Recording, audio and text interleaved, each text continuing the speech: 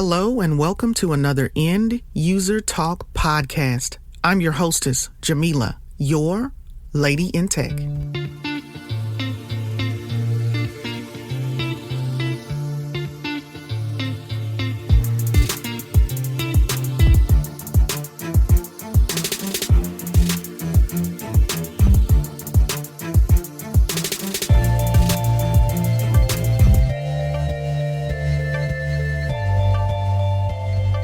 Hello, Scott. I want to welcome you to the End User Talk podcast. I do appreciate you for taking time out of your busy schedule to join me today and have a discussion. How are you doing today? I'm doing very well. Thank you for inviting me on. Thank you for sharing your platform with me and your time with me. I'm doing great, and I'm looking forward to having a very, very honest, candid dialogue. So thank you. No problem. Before we get started, do you mind introducing yourself? No problem at all. My name is Scott Heggs. I am an independent author of 3 books. My first book, Systematic Racism and Capitalism, Alliance of Oppression. My second book, Hypocrisy in America, The Veil of White Supremacy. And my third book, my very first novel, Exodus 2035. All 3 are available on Amazon.com. I am also the host of the Unprocessed Knowledge podcast, and I am also a part of the Unproductive and Unapologetic podcast. And you can find both those podcasts on Spotify, Google Play, and the Apple Podcast app. And thank you again for having me on your program. Well, I'm honored to have an author. And on my show, you'll be the first author that I'll have. So I'm excited about this. And I must say the titles of your books are completely in line with everything that we are facing right now. It's kind of kismet here. I'm glad you think so, because 5-6 years ago when I first put them out, people used to not think that way when President Obama was in office. Exactly. So it's amazing. You know, clearly when you're putting together content for a specific project, either it's going to be informational, it will either educate, or it will speak to, if not existing circumstances, maybe something that we may have to tackle in the future. So we always need us a little handbook, a little guide. Can you give us a little background on what made you write a book, your first book? What contributed to you writing this type of content? Oh, yeah, sure. I'd be happy to share. I honestly feel like every Black person has a responsibility to share constructive information on the system of oppression, racism, white supremacy that we live under, until that system has been replaced, with a system of justice. Until the system of white supremacy has been replaced with a system of justice, we owe it to ourselves to dialogue, to communicate, to share constructive information. So I just couldn't sit back on the sidelines and just be silent and do nothing. So that's really what motivated me to put out my first project, Systemic Racism and Capitalism, Alliance of Oppression, because by talking with my peers, I just realized that the only people who were confused about systematic racism were Black people. Like, I would talk to white people and not have any argument. I would talk to other young Black people in my office, young Black folks at the barbecue, young Black people on the street. And when I say young, I'm talking about people my age at this time, between the ages of 25 and 35. I'm not talking about children. And the feedback that I got was just a lot of people, certain things they didn't know, certain things they didn't care about, and certain issues they were just confused on. So I said, instead of me having the same conversations with people all the time from a historical, logical, and just factual standpoint, I said, let me just write these words down, put it out. And that way I could reach a broader audience. And I put my first project out in 2014. And I really didn't promote it. I really just put it out there and said, okay, I said what I got to say. If somebody reads it, they do. If they don't, whatever. And then a few weeks later, I just started getting all types of emails. I was getting emails from people that I never met before, that I didn't know. I was getting emails from people in London. I got an email from South Africa. I got an email from Canada of people that had discovered the project and they read it. And, you know, they was basically encouraging me to do more. They wanted more. They said, this is great. You know, I got this for my kids. I got this for my little brothers, my little sisters. It's like, hey, I bought this for other people in my classroom.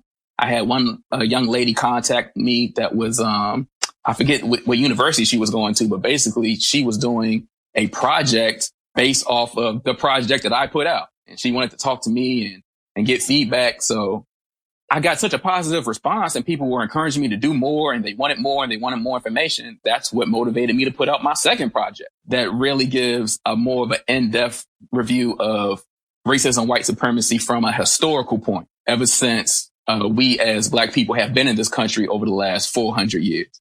So that gives more, my second project really gives more of just a thorough high level review over the last 400 years, how the system of white supremacy has worked, how it has never gone away, and how the system has always just changed form, but it's always been here with us. It's always been something that Black people has had to deal with ever since we've been in this country. And I'm sorry if that was a long-winded response. No, that's perfect. That is a perfect description, perfect inspiration on what caused you to do that. If nothing else, the attitude that you took was just, it's kind of like putting in production your memoirs, things that you have struggled with, not necessarily struggled, but things that you question or encounter, writing them down and saying, you know what, I'm just going to make this public information. And as you stated, if someone picks it up, if it's useful to them, great. If not, I got it out of my head and now it's in the universe. So perfect explanation. Yes. And that's 100% right. A lot of times we as Black people in America, we have a lot of emotions, a lot of thoughts that we really can't express. You can't express it on the job. You can't express it to your white sorority sisters. You can't express it, out in public, because people will paint the picture. You just an angry Negro. So we keep a lot of our emotions pent in, and that's not good for our mental health. Like, too many Black people have been destroyed by substance abuse, by depression, just because they haven't been able to express themselves and how it really feels to be Black in America and have to be suffering this thing. So I just had to let it out. I had to let it out.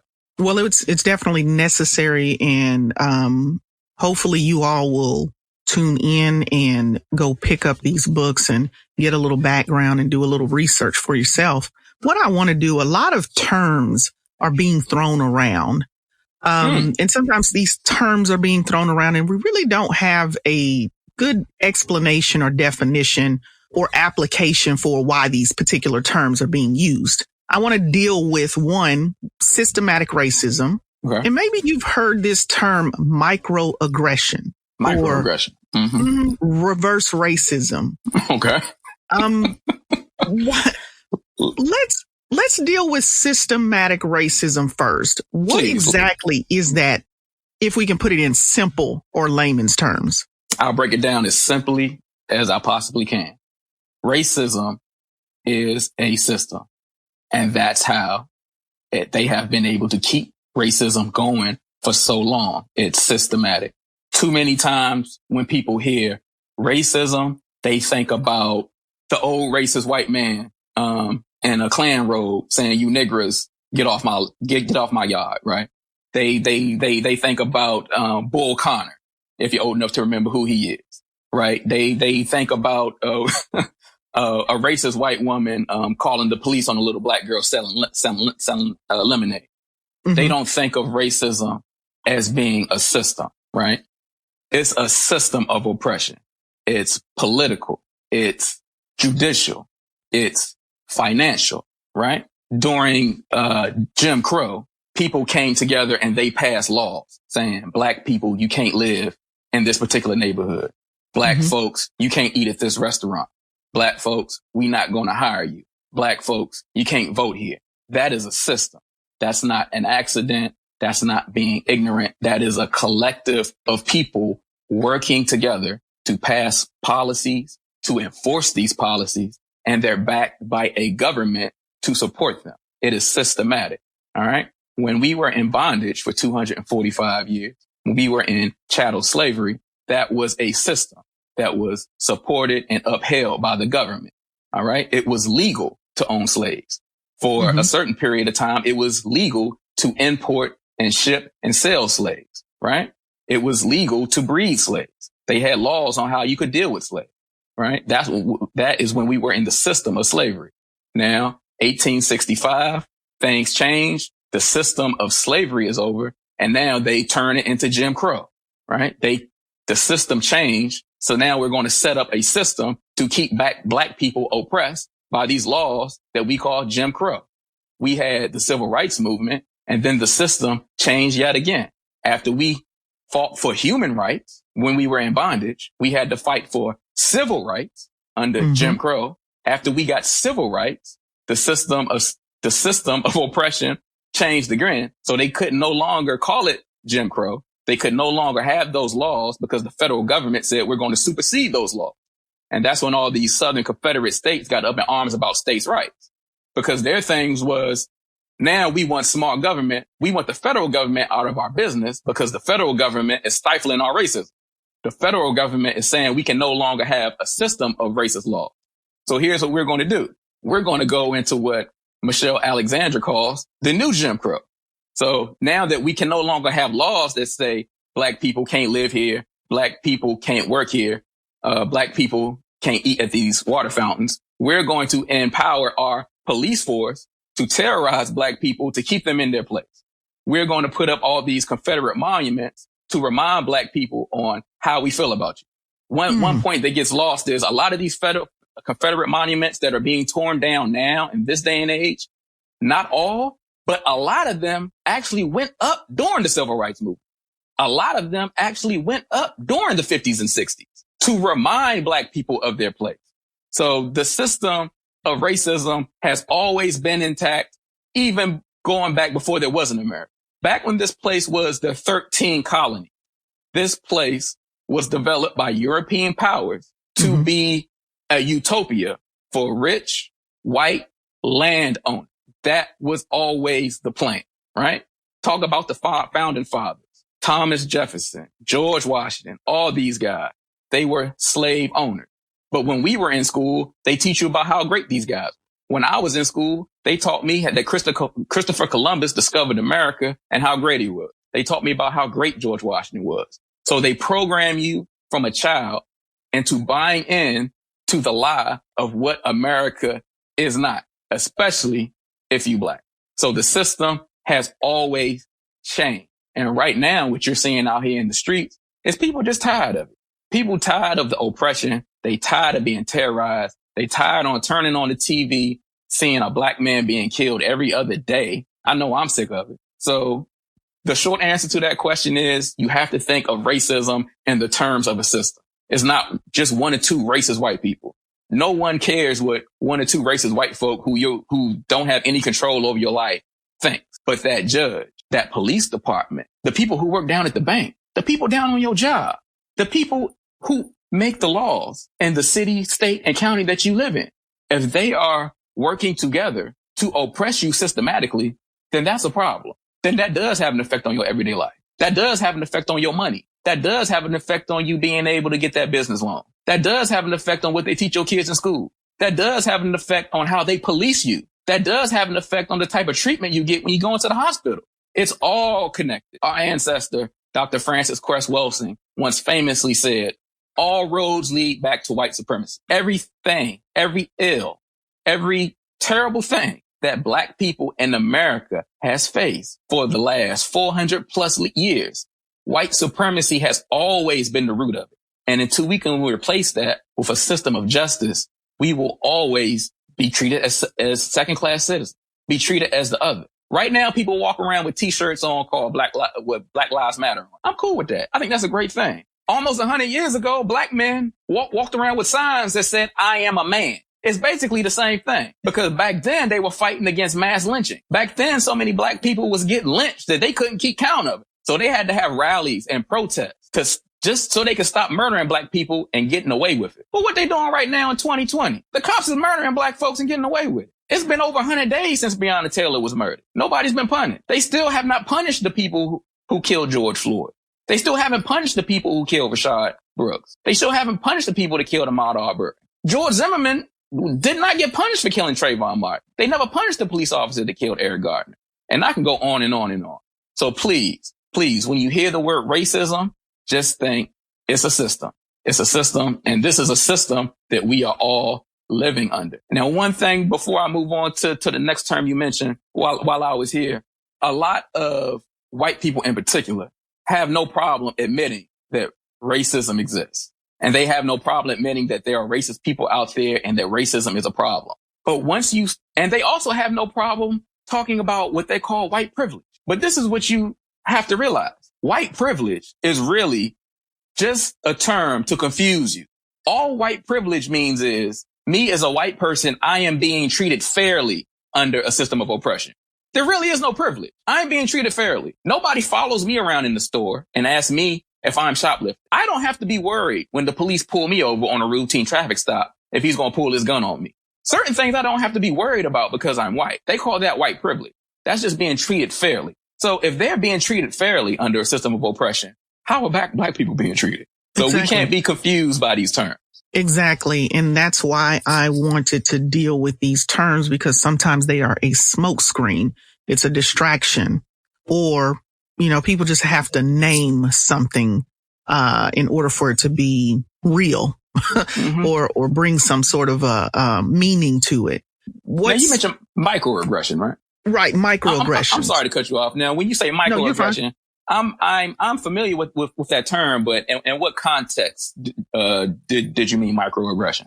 The context that I've seen microaggressions represented or presented, I should say, are, for instance, if it's almost it's the way I'm seeing that explained or described is it's almost like you're what do they call it, where you what's the best way to say this?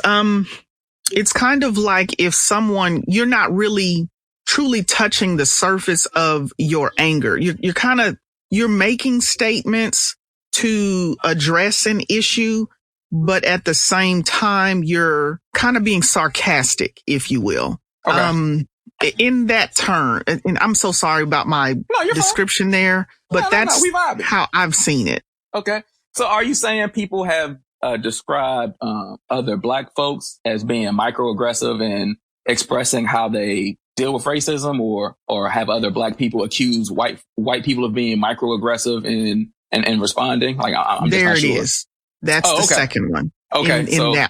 Yeah. So in the context that dealing in the times that we're in right now, certain people classified as Caucasian have had a microaggressive response. Like, let's say if there was someone who just happened to be president of the United States, decided he was going to gas a group of peaceful protesters so he could walk across the street and take a picture. Something along those lines. Yes, sir. Okay. Exactly. Right. Well, I would say I'll piggyback off of what you said. Certain words are a smokescreen, and the enemy is a master of words. Now, when I say the enemy, let me be very clear. I'm not talking about all white people. All white people are not your enemy. I don't believe that. Here's what I believe. Any white people that are practicing or participating in upholding the system of white supremacy, that is the enemy. Now, I don't believe all white people do that, but there are too many that do, right? And the only problem is the too many that do have kept it going for over 400 years. So you could call it microaggression. You can call it sarcasm. You can call it whatever you want to call it. It is a act of white supremacy. That's what I call it. Right. And that's the term that I use. We definitely want to be clear. We know that all white people, we know that they all are not practicing racism, and mm-hmm. they too are tired of the same behaviors or the same allowances that are afforded to a different group of people for various reasons. We know that. What we're speaking to, or what we're taking the time out during this podcast, is to speak to the effects of those individuals and the position, the power, the influence, the ability for these individuals who are in these roles where they can make laws, where they can exercise this anger, this abuse, the killing. Mm-hmm. We're speaking about those individuals and anyone who supports that type of behavior and environment. Yes, that's who we're speaking to. Mm-hmm. So I'm glad you said that. Yes, I don't want, this is not it's not intended to bash. It's not intended to speak a hate speech. It's none of those things. It is simply just to be clear about what is taking place today. Really not just today, but how long Black people have truly been affected by racism in this systematic terms and realms. And these just attitudes, these adamant attitudes that we don't deserve to be treated fairly. Exactly. Yes. And I'm glad you cleared that up, because I like to make that clear every time. We are not talking about everybody, but the system of racism does exist, and we got to speak truth to power. And we just have to be clear. No, all white people are not racist, but we do still have a system of racism that was created, upheld, and supported by people who are classified as Caucasian. And that don't mean you hate everybody. And you do have to make that clear, because there are some people who will try to twist your words and make it seem like you're preaching hate when you're not. And another thing that you touched on that I thought that was very powerful, that I would also like to expound upon as well, just briefly. We have to be there are a lot of people, period, across the board, who are upset, who are tired, who are sick of the oppression that we go through every day as Black people in America, and they want the system changed. And I'm proud of that. I'm proud of that. I'm with them. I'm happy about that. I'm out there protesting with them. But the thing we have to keep in mind of, we have to keep our eyes on the prize. The prize is, we want a system of justice put in place. We cannot be complacent with symbolic victory. Now, a lot of people may be distracted by the tearing down of some Confederate monuments. They may be distracted by the Pepsi Corporation getting rid of Aunt Jemima, by them getting rid of Uncle Ben, by the Washington football team saying we're going to change our name, by major corporations putting Black Lives Matter on their social media pages and doing commercials commemorating Juneteenth. Those are symbolic victories. Let's not be distracted by that. They see the energy that's in the streets right now. They see people fighting for real change in the midst of a presidential election. They see Black people standing up and saying, we ain't going to take it no more. We're not going to go for the lip service. We want actual laws and policies put in place and enforced to hold police officers accountable, to protect us against this terrorism. Serious talks have been made about Black folks really getting a reparations check. So these things are very serious. So let's not get distracted by symbolic victories. It's cool that they tear down the Confederate monuments. It's cool that the Washington football team changed its name. It's cool that they got rid of Aunt Jemima and whatever else they decide to throw at it. It's cool that, Nike's going to give X amount of dollars to HBCUs, and they should do that. I'm down with all of that. But until we have a system of justice, in place for everybody, no matter what you are, no matter who you are, we cannot get distracted, right? So too many of our so-called white allies, they get satisfied when the monument comes down, or when the team changes its name, or when they replace the image on the pancake box. They get satisfied with that. We cannot be satisfied with symbolic victory. And they are somewhat superficial. It's just like you're not treating the root cause of the issue. You're doing a surface, putting a Band-Aid on it. We'll do this just to get them quiet. We'll do Exactly. this, but business as usual. Once there's a lull in all of this outrage, then we're going to continue to keep things in place. And I'm so glad you addressed that. This is how my personal feeling about this. And unfortunately, there's so much going on, and there's so many different ways that we are impacted by this system and have been impacted by it. But I am in agreement with we definitely do need laws put in place first and foremost.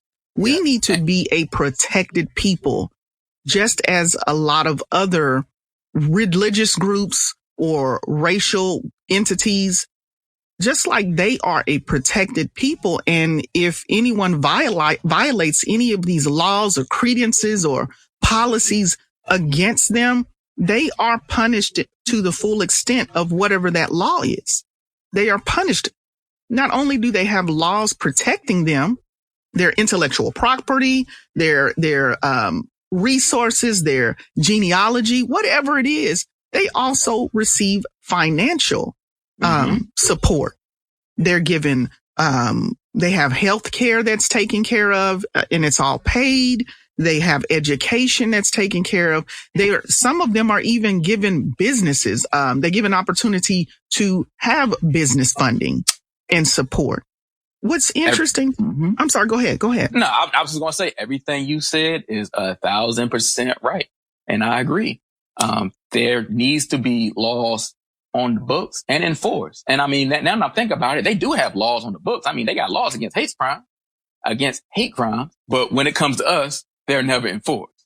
So we need laws put in place and enforced, and policies put in place and enforced, social assistance programs put in place and enforced specifically for Black people. And when I say specifically for Black people, I'm not trying to talk down upon any other group, but we as Black people in America, look, we built this country. Our ancestors, we came here and we built here. We built this. Only reason that there's any wealth in America to be got is from the wealth that our ancestors generated during slavery. All right? Right. I'm not talking bad on anybody else. Anybody else who immigrated to this country later. The only reason this country worldwide became known as the land of opportunity is because of the work Black folks put in and were never compensated for. So we need things put in place specifically to make us whole. And we can, and I do believe we can get that. Here's one thing we got to do that everybody else does. And when I say everybody else, I'm talking about other groups. They get together. They say, this is our agenda. This is what we want. We're going to organize and we're going to get it. Right? The LGBTQ, they came together and they say, this is what we want. We're going to organize. We're going to get it. Our Latinos, immigration reform. They came together. They said, this is what we want. We're going to organize and we're going to get it. When it comes to us, we can't come together and put together. We can't agree on an agenda. We don't want to organize and we don't want to fight. That's a mentality we're going to have to get away from. We're going to have to come together. We're going to have to create an agenda. We're going to have to organize and we're going to have to fight and we're going to have to get involved. Getting involved don't just mean voting. It just don't mean show up every 4 years, vote and go back and sit on the couch for another 4 years. You have to vet your political representatives. You have to select them. You have to support them financially and you have to support them politically. And then after you get them in office, you got to hold them accountable. And that's everybody. And that takes work. So we can't be afraid to put the work in because I agree with you. These are things that we should have and we can get. But us as a people, we got to stand up and we got to put the work in. You know, there is a bit of a catch-22 with everything that you've stated. I'll speak to this one. For instance, making sure we know that it's not just one thing that we can do, as you stated with voting. That's not that once a year or once every 4 year thing that we do. It's something that's year round. But when you do this, when we're voting, I think what's happening now at this particular point in time, the ignorance that did fall upon a lot of us about the judicial process, the voting and all of the restrictions and what we need to do and what branches of government affect what. I think we've been educated now. So we were allowed for so long that only a handful of us knew how the judicial system, the branches of government, policies, and the voting process. Only a few of us knew and were very active in that.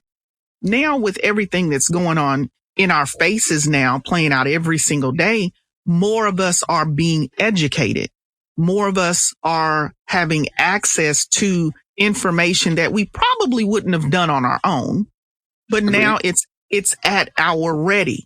So what I think is happening with all of the ugly that we're seeing is everything is playing out on stage for all of us to see. And people can't continue to wear blinders and ignore or sit back and say, well, this is not my problem. This is their problem. This doesn't affect me. I'm safe. Or even as Black people, only the educated people or the people who vote and people who do this sort of thing, they're the ones that should be responsible to handle this. Now, this is a responsibility that all of us have to take part in. We can't fall back on that. This is their issue, or it's not my responsibility. Let somebody else do it, because the longer you sit here and you act as if you don't see what's playing out in front of all of our eyes at the moment, what does that say about you as a person? Either you're comfortable with the way things are going, or you like what's happening and you don't want it to change. That's a very strong point. And that's a very strong point. And I agree with you. And while we are here talking about voting, before it slipped my mind, one thing I would like to say to all of your listeners, being politically involved is from beginning to end. I hear you when people show up, well, not show up, but when I hear people say, hey, what is voting really going to change? Like, I voted before, we didn't do nothing. We had a Black president for 8 years. Now look what we got. Like, Black people have been voting a long time.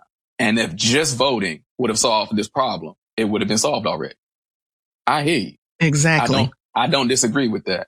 But what people have to realize is, and what they don't teach a lot of us, is this. A lot of us, and I'm about to make a lot of Black folks mad. I'm sorry, but if we're going to tell the truth, let's tell the truth all the way. A lot of us have been conditioned, just go vote for the Democratic Party because the Republicans are a bunch of racists. Just go vote for the Democrats because, those are the racist guys. We not racist. But then when you ask your representatives in the Democratic Party what they going to do for you, they can't say anything. When Hillary Clinton was running for president, she showed up to the Breakfast Club, the highest rated urban radio show in America, and poured out a bottle of hot sauce and talked about how she listened to rap music. When Kamala Harris was running for president, she went on the same she went on the same platform and talked about how she used to listen to Tupac and smoke weed in college. And it's like when politicians pander to Black folks, with all the problems Black people face in America, they can't name one single solitary thing they're going to do to help you besides vote for me because the other person is a racist. And now I'm not saying run and support the Republicans. Here's what I'm saying. We have to pick our political candidates that are going to support our interests. Okay? What are you going to do about police reform? What are you going to do about supporting Black businesses? What are you going to do about redlining? What are you going to do about these school systems? All right? What are you going to do about the subpar medical care that too many Black people have to deal with in predominantly Black neighborhoods? Now, voting is a reciprocal process. You vote for me, and I'm going to give you something. We need to prop up candidates that are going to support us as a people. Because I hear you when people say Joe Biden ain't the way. People thought, people turned their nose up at Hillary Clinton. I was one of them. I hear you. I understand. Because it's like, we support the Democratic Party so much. But what do they give us in return? I don't have no ill will toward Barack Obama. I think he's a brilliant brother with a beautiful family. But he was in the White House for 8 years. And Black people had a lot of problems that could have been done with at the political level that he did not deal with for one reason or the other. All right. So this whole process has soured a lot of the younger Black people towards voting. I understand that. Right. But we got to pick the right candidates. We got to support the right candidates. And the system works if you work the system. Now, being politically involved is not a magic wand. You just can't you just can't go vote and put the right people in and everything's going to be fixed. Correct. Fighting a system of oppression is a battle that has to be fought on multiple fronts, but just being politically engaged is one of them. Well, and it definitely is a start. We definitely need to get people. Start, yes. Yes, we have to get people put in place who are going to work for the people. It shouldn't matter your skin color. It shouldn't matter your financial status. None of that should matter. We are human beings. We are people. If you got in an accident and needed a transplant of some sort, and there was someone of another race that had a good organ to donate, are you going to say, you know what, I don't want the organ from that person. I want an organ from a rich person. Right. Okay, use common sense, all right? Come on. So, and Scott, we can't do this in this time frame, this discussion that we're having right now. There's so much to cover. I'm going to try to hit the high points, but no problem. The reality of the situation is I cannot believe, it doesn't sit well with me that people who are watching television, they're in tune with social media, they're reading the paper, however you get your news fed to you. I just can't, it does not sit well with me that people are okay with another group of people not being afforded the same treatment, the same opportunities that others are. Another group of people being the scapegoat for someone else's insecurity or their belief that they are superior in some way. How does that give that group of individuals the authority, the gall to say that these people do not deserve to live? These people don't deserve to afford health care, money. They don't deserve the opportunity to live in good, safe neighborhoods. They don't deserve to stand in the same line that I stand in to go get my driver's license or to go see a concert. They should be denied home loans, business loans. I'm trying to find the word, but the gall, the arrogance. Well, I'll help you out. People who have the mindset that you just explained, it's downright demonic. I will quote one of our greatest scholars, Dr. John Henry Clark. He once famously said, "Black people, you have no friend." And to make it very plain, and the system of oppression that we live under, the reason that it's been going so long is a very simple concept. In order for someone to be on the top, somebody else has got to be on the bottom. That's right. It has been designed so that Black people can be on the bottom because everybody in America eats off of us, right? The prison system, they fill in with Black bodies. The prison system eats off of Black folk, right? Black people, we work, we pay taxes. They take that tax money and they'll funnel it to the school district where all the white kids, right? They'll give your kids the leftovers, right? Black people in America for the last 20 years have been the biggest demographic in consumerism. Let me explain this in case some people got confused with what that means. Black folks are the biggest consumers in the country over the last 20 years, meaning we spend more money than everybody else. Now we make the least money, but we buy every damn thing. We buy all the sneakers. We buy all the designer bags. We buy the trucks and the Mercedes and the Lexuses. We buy the high-end liquors. We are the biggest consumers there are. So that's why when you turn on your TV, you can almost look at the commercial and know by the music they're playing that they're marketing this to Black folk. You can tell by the people in the commercial that they're marketing this to Black folk. You know how much money Nike makes off sneakers? Exactly. You know how much money Hennessy and Gucci and Timberland and Louis Vuitton and Mercedes-Benz and Cadillac, all these companies, everybody feeds off of Black folk, right? Money circulates in other communities multiple times, right? Right. This is, I'm speaking facts. I'm not speaking opinion. I believe money circulates, the most. Well, I won't even go there. When it comes amongst Black folks, $1 doesn't even circulate in our community one time. We get $1 and we give it to somebody else. So everybody look, I've been Black my entire life. I lived in Black neighborhoods my whole life, right? Right. I just recently moved out the hood. Okay. Everybody knows if you black and if you live in black neighborhoods, your corner stores, your little superstores, your little carryouts, they all owned by other groups.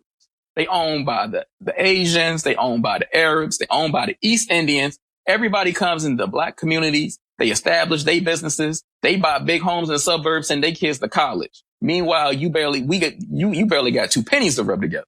Because economically, black folks have always been on the bottom. And that is why it is designed. America runs off of racism. America is fueled off of black bodies, one way or the other. If they can't get your labor, they'll throw you in prison. Exactly. But they're going to get it one way or the other. And they can harm you and not be punished. We've seen these police officers killing black people and not be punished. Because that's not what the system was designed for. The system was never designed for correcting people that punish black folk. Okay. And that's a good point as well. If someone knows that they can get away with something, it's human nature for you to continue to, get away with it as long as you possibly can. So why not jump on the bandwagon? I can take my frustrations out. Nobody's holding me accountable on anything. So if today I feel like picking on somebody, then I'm going to pick on them, and I shouldn't expect anything to happen because I'm seeing everybody on Twitter, all of these people on Twitter. Now they're showing a lot of Caucasian women doing it, where yes, a lot of it's being filmed now. Mm-hmm, a lot of it is being filmed. And you know what? If nothing else, the fact that all of this is being captured and people aren't stuck with the only witness of this was myself and the other person who was the perpetrator. Mm-hmm. You can now see how we're being treated. And to be perfectly honest, people know exactly what's happening. But because I look at it like this, a lot of people don't want to get involved. Again, it's that mentality. Well, it's not happening to me. And I don't want to get involved because if I get involved, the heat is going to be brought down on me. And then I have to deal with this circumstance of my actions for taking part in it, for speaking up, for defending or whatever. Now they're going to come after me. Do you know how manipulative that is and how controlling that is? Mm-hmm. That's psychological terrorism. It is terrible. So even if you were someone who wanted to insert yourself and who wanted to stop the behavior, you have to fear retaliation yourself. That is retaliation. That is a reality. That could very well happen. But what I am observing today out here in these streets, and what I would like to say to all the listeners, now is not the time to be scared. I understand these are scary times we living in. It's scary just to be black.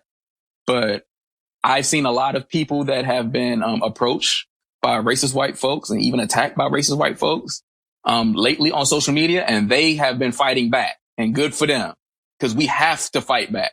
We have to stand up for ourselves. We have to fight back. I know a lot of people are out there worried about, you're going to catch hell on your job. You're going to catch hell with the cops. You're going to catch hell, with your spouse. Well, we catching hell anyway. So we're going to have to do what we're going to have to do. And we're going to have to defend ourselves. I'm not talking about go out there and bully anybody. I'm not talking about go out there and act dumb and do nothing foolish. I'm talking about if you're put in a situation where you have to defend yourself, that's your God-given right. You have a God-given right to defend yourself and to defend your life. And that's what you got to do. And what you said before is correct. They could do anything to a black man, woman, or child and just come up with any type of lie. Hell, and the scary thing is, I'm not talking about 300-400 years ago. I'm not talking about back in the 60s. I'm talking about Trayvon Martin. I'm talking about Breonna Taylor. I'm talking about right now. Our lives are in danger right now. So you can't let this ride, because I could be George Floyd. You could be Breonna Taylor. One of your kids can be Trayvon Martin. It can happen. There is definitely a sense of urgency. And the one thing that I think these conversations are very, very, very important. I believe they have to be had. I believe the discussion is necessary.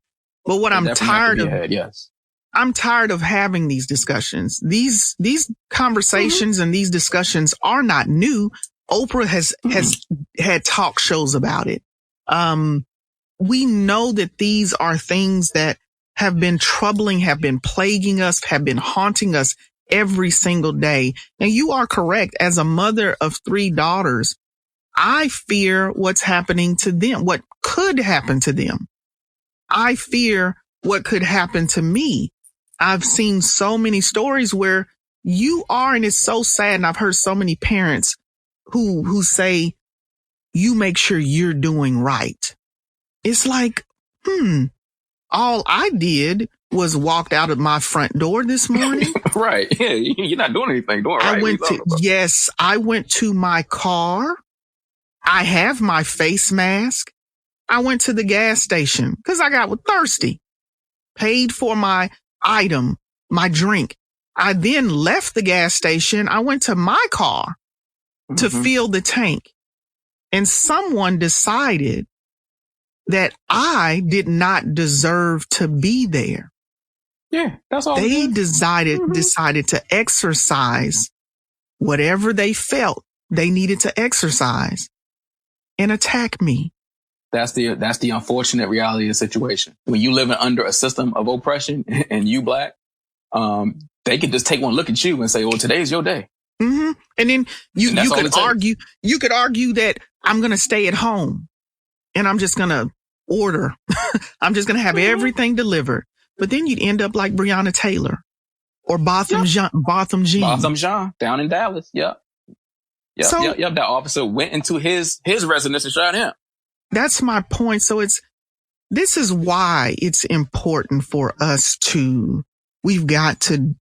a change has to be made.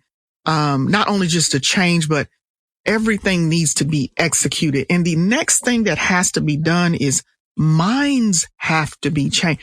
People have to change their actions, their thought process, their behaviors. And you know what you have to do? You've got to question, why are you so angry? Why do you hate these people so much? What is this motivation in you that makes you decide that these people do not deserve respect? They don't deserve to be treated fairly. I have the right to supersede their human rights. It doesn't matter if they're doing the right thing. It doesn't matter if they're at home. I have the right to exercise my law or whatever this is. Mm-hmm. It's an evil mindset. It's an evil system. When you really think about it, any system of oppression is wrong and nonsensical. But when you want to oppress people solely based on race, it really just don't make any sense. I'm telling you. It's nonsensical. It's ridiculous. There's no logic behind it. There is none. So why has it been in place for so long and built one of the richest nations in the world? Because unfortunately, too many people got behind it and said, yeah, this is what we're going to do. And Scott, you know what? You also look at it like this. Let's just say, I always like to use this scenario. They're always telling us to go back where we came from. Now, mind you, I was born in Texas, so that just means I'd have to go back to Texas. There you go. Where I was born. But let's just say they tell us, go back where you came from, and we were afforded that opportunity to go back wherever it is we came from. What I would have to say to individuals who are just watching Black people be abused and persecuted and killed in the manner that we are today, who's next? Because when they let us go, who's going to be their next? The only way I can say it is victim. No, that's the proper term. Because the people who are enforcing this mindset and these behaviors, these are people who don't generally want to do things themselves. They're not going to go out and build houses. And then even if they did, it's not going to be enough of them to build and to be in service or servitude roles in order to satisfy that keeping this wheel going here in the U.S. somebody else is going to have to do it.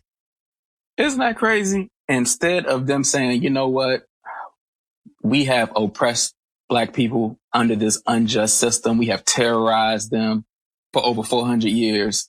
Instead of giving them justice, let's just kick them all out the country. Tell them all to leave, right? Right. There's over 40 million Black people in this country. Hell, they did that to Colin Kaepernick in the NFL. He was protesting against racial injustice, and the president of the United States told him to get the hell out the country.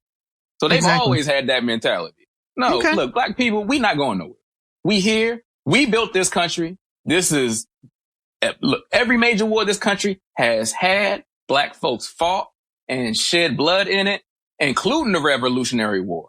Even before that, this is our country. We want justice. If anybody needs to go back to where they came from, white folks need to leave. Okay. Well, I mean, simply put, but that is such a selfish, unrealistic ideology and request. Go back where you came from. It's crazy and it's nonsensical, right? It makes no sense. But if you are someone who has morals, or if you have common sense, and I can't think of the lady's name. It's Jane. There's Jane Elliott. Jane Elliott. That's it. Jane Elliott simply asked a question when she was doing one of her lectures. And she basically stated, what I want individuals in the audience to do who are white, I want you to, one, raise your hand if you consider yourself white.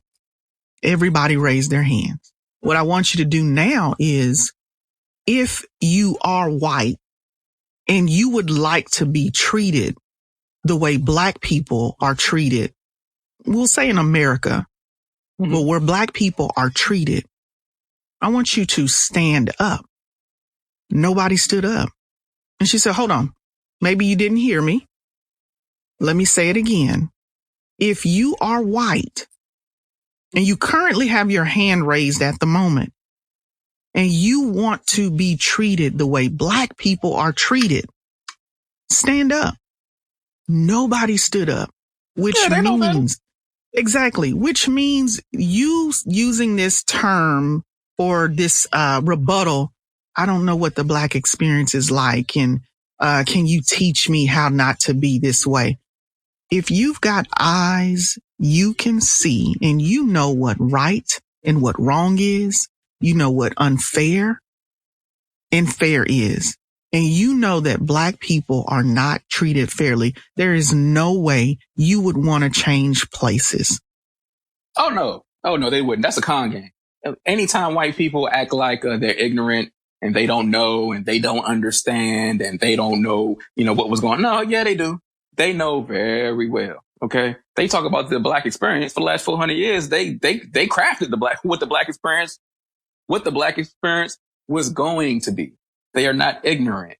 They know. That exercise that you're talking about, it proves they know not only what Black people have been through, but what they're going through right now. And they don't want to switch places with that because they're not ignorant. And no one voluntarily would put themselves in a position to be abused. And really, when they claim it, you're 100% right, because that doesn't make any sense. And when you see people claiming ignorance, really what that is, that's a stalling tactic. Like you said, we've talked about it enough. It's time to take action, right?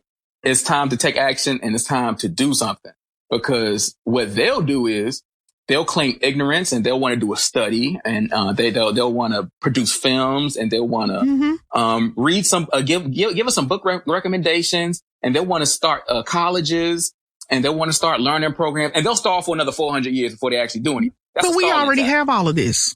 Exactly. We have all of this right now. Is over. Yeah. We don't need any more we don't need any more study cases. We don't need any more scenarios. We don't need any more books. We don't need any more documentaries. We have historically Black colleges in place right now. We have all of those things. What we need now is a system put in place that will make people accountable for their actions against Black people. Black people need to be left at peace. We need to be allowed to live. Black people are not perfect. That does not say that because we put these things in place that Black people are flawless. We are perfect. But what it does give us is the opportunity to live, and we will still make mistakes. Some of us will still commit crimes. Some of us, if we do get our 40 acres, our mule, and our reparations and our free health care or whatever it is that we can get in order to set things back straight or fair, some of us are going to lose all of that. Some of us are not going to be able to handle these things, but let us live. Let us 1,000% right. Yeah. That's all. There's a word for that. It's called justice. There you go. We need justice in America. That's all we've ever wanted. That's all we've ever asked for. That's all we're asking for now. Just give us justice. That's it. Give me justice. That is all we're looking for, is a fair playing field, allowed to live and make mistakes just like everybody else does, to be given an opportunity to correct our mistakes, to be educated, to educate, to teach, and not continue to hold or carry the burden of all of this unfair, unjust circumstances that have been placed on us. Yep, that's the right spirit. Scott, this has been a very fruitful, a very in-depth conversation on our experience as a whole. Now, I know we've only touched the surface, but I do hope that we were able to touch some things. And again, the conversation was not meant to bash any race or group of people. No, we're just speaking truth here. The discussion is, we are talking about our experiences and what it is we would like to see changed and how to move forward so that we can rebuild, so that we can regroup and repair the damage that has been done for 400 plus years to Black people, Black communities, our self-esteem. Because there's still even that. You got to deal with the mental anguish that we've been going through. We've been crippled in a number of ways. And it's time for us to be able to heal, acknowledge what's going on, which we always have. But we need other people to acknowledge and be allies and protect us. And we're not going anywhere. So. No, we're here to stay. We're here to stay. We're here to stay. But Scott, I would love to continue this conversation again. I do know that you are busy and you've got a lot going on yourself, but I'd like to do a part 2 of this if possible. Oh, I'd love to do a part 2. Yeah, we can definitely do that. But in the meantime, before we close, will you please let the listeners know, 1, again, where we can purchase your books, 2, how we can find you if you're on social media. And this is your time. If you got anybody you want to thank, please take this opportunity now. Well, first of all, I would like to thank you for extending the opportunity for me to come on your program and share my thoughts. I'm very appreciative. Thank you very much. Everybody, you can follow me on Instagram at unprocessed_knowledge. You can follow me on Twitter at SJH80. All of my work is available on Amazon.com. Hypocrisy in America, the Veil of White Supremacy, available on Amazon.com. Systematic Racism and Capitalism, Alliance of Oppression, available on Amazon.com. And my first novel, Exodus 2035, is available on Amazon.com. If you follow me on Instagram, I have a post and you can click the link and go straight to it if you're interested in it. But thank you very much for extending this opportunity for me to come on. And we'll definitely have to do it again sometime. We're going to have to do it again, Scott. And I thank you for taking the time and giving me, this has been an opportunity, a pleasure to be able to speak with you today on these very, very important issues. As I always say, or I like to say, I like to speak with purpose. And purpose is just a plan that hasn't been executed. And I appreciate you for everything. Continued success. Keep those books coming. And y'all follow Scott. Thank you very much. No problem. We've come to the close of another episode of the End User Talk podcast. I hope that what you've heard today will leave you feeling empowered. Thank you for listening. And remember, every day's a training day.